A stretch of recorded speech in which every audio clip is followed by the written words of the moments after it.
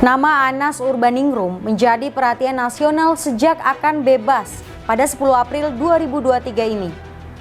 Mantan Ketua Umum Demokrat itu diketahui menjadi tahanan usai kasus Hambalang yang juga menyerat beberapa koleganya, Angelina Sondag dan Muhammad Nazrudin. Lantas, bagaimana perjalanan Anas dari masih bugar dan juga fresh hingga masuk bui dan kini akan bebas itu? Anas Urbaningrum lahir di Blitar pada Juli 1969. Untuk pendidikan, ia merupakan lulusan dari Sarjana Ilmu Politik UNAIR. Di sana, Anas berhasil masuk universitas melalui jalur penelusuran minat dan kemampuan PMDK pada 1987. Anas kemudian melanjutkan pendidikannya di program Pasca Sarjana Universitas Indonesia. Di tahun 2000 ia meraih gelar Magister Ilmu Politik. Tesis pasca sarjananya telah dibukukan dengan judul Islamodemokrasi, Pemikiran Nurcholish Madjid.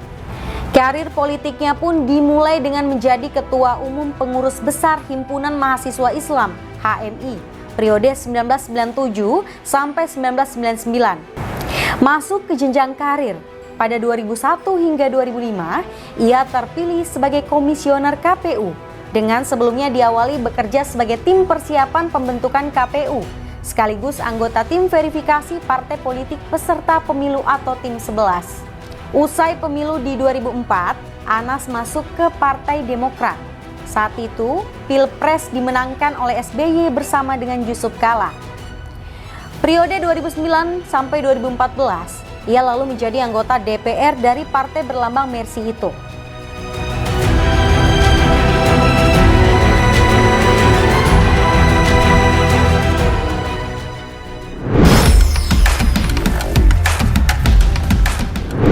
Anas Urbaningrum menjadi ketum Partai Demokrat melalui Kongres 2 di Bandung, Jawa Barat.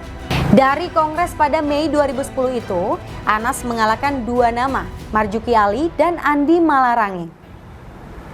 Andi Malarangeng saat itu disebut menjadi calon yang kuat karena tersiar kabar didukung oleh SBY.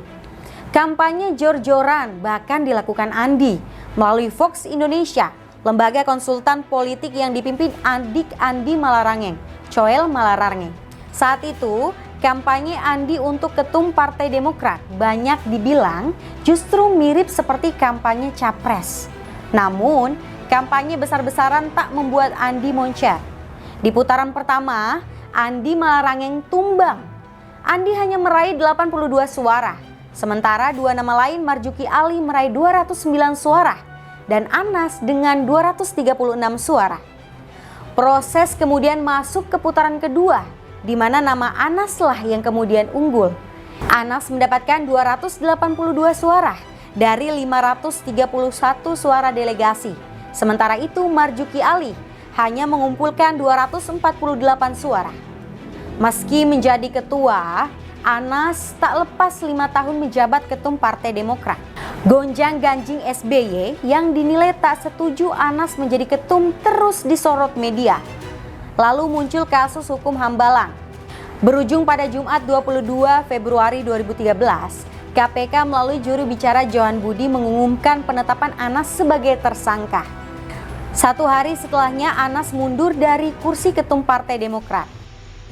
Bahwa saya dinyatakan berstatus tersangka. Sejak kasus hukum itu, hubungan Anas dengan SBY tak pernah adem. Loyalis Anas di Demokrat pun dikuliti, seperti misalnya Gede Pasek yang kemudian dikeluarkan dari Partai Demokrat. Usai menghadiri peresmian Ormas Perhimpunan Pergerakan Indonesia PPI.